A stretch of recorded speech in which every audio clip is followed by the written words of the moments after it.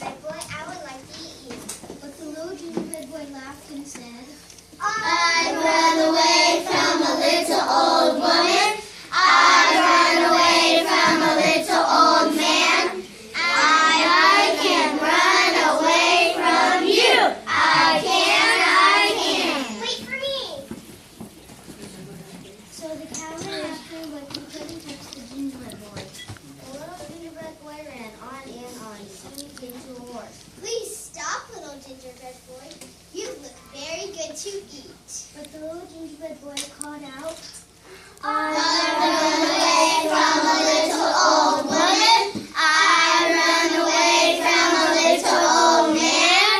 I'd run away from a cow. And I can run away from you. I can. Wait for me. so the horse ran after him, but she couldn't touch the little gingerbread boy. By and by, the little gingerbread boy came to a barn with some men who were threshing wheat. The thresher saw the gingerbread boy and called,